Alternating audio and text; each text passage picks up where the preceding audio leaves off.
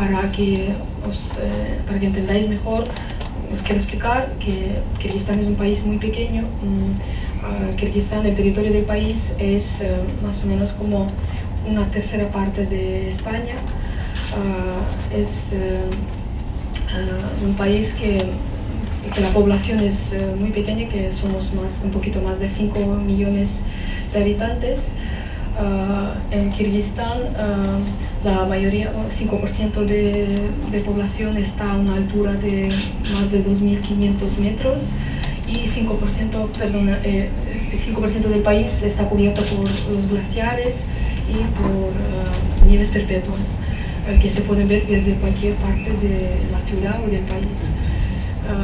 En Kirguistán, 4 de 5 partes del territorio del país son montañas, con algunos de los picos más altos que 7.000 metros. En Kirguistán ¿cómo explicaros? Es un país muy humilde. Siempre durante la Unión Soviética ha sido uno de los países más humildes de toda la ex-URSS, y desde la independencia es uno de los países más, al día de hoy, es uno de los países más pobres de Asia Central. En general, la gente se gana la vida con agricultura, ganadería, y porque como en el país no hay muchos recursos energéticos, aparte de agua, como ha contado Aurelia, por eso como no hay muchas opciones, que también como la zona es muy montañosa, eso también impide a cultivar más tierras. Y por eso mayoritariamente la gente tiene como mucha migración hacia las ciudades más grandes del país, como Bishkek, que es la capital, y como Osh, que es una de las ciudades también más grandes del país, que se encuentra en el sur. En Kirguistán, históricamente, ha convivido la gente de... perdón, sí, me he olvidado contarles que aparte de ganadería y emigración, también el turismo fue una de las industrias que ha creado más puestos de trabajo. Y como podéis ver, aquí hay una imagen del lago Issyk-Kul, que es la única playa de Asia Central, y también en general turismo rural ha hecho también, porque el país es un país muy bonito, con un paisaje muy pintoresco que merece la pena conocer de verdad. Voy a discrepar solo un poco con Albiska. En primer lugar, un punto que es claramente porque eres centroasiática, es decir, que Kirguistán es un país muy pequeño.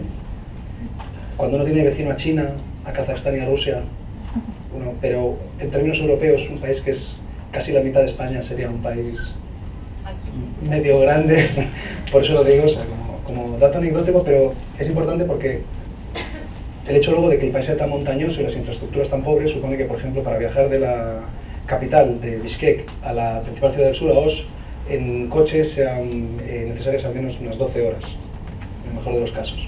En verano y con un coche más o menos funcione bien, etcétera, que la carretera esté bien. Por lo tanto, pero evidentemente sí, en términos comparado con Kazajstán o con China, es un pequeño país, y eso es también el hecho de los kirguises que perciben su propio país como pequeño comparado con sus vecinos, tiene que ver también esa percepción y cómo su relación con los países vecinos, la percepción de que China es un vecino gigante que está ahí y en cualquier momento se puede comer el país.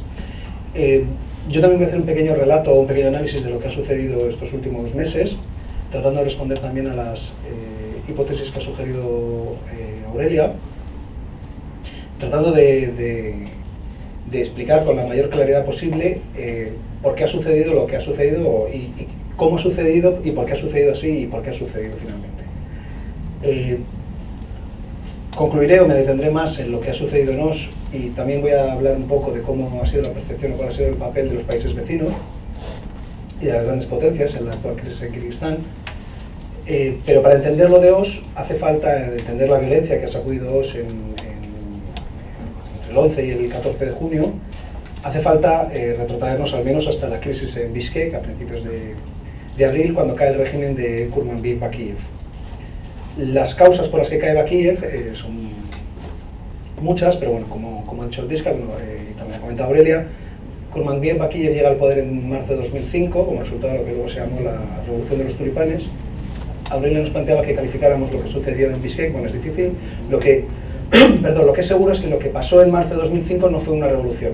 O si lo calificamos como revolución, entonces necesitamos un término nuevo, un concepto nuevo para referirnos a lo que pasó, por ejemplo, en Rusia en 1917.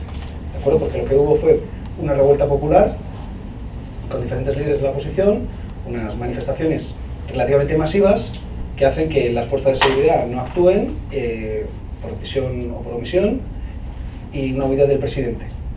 ¿De acuerdo? Pero no hay un cambio, una transformación completa de la estructura política ni del resto del país, por lo tanto yo creo que el término de revolución no es muy apropiado para referirse a ello. El caso es que Kurmanbiev aquí llegó y las revueltas de marzo de 2005 se producen porque había hartazgo entre la población kirguís con la corrupción y el deterioro de la situación en general en el país. Las promesas con las que llega al poder son las de regenerar la vida política y democratizar el país.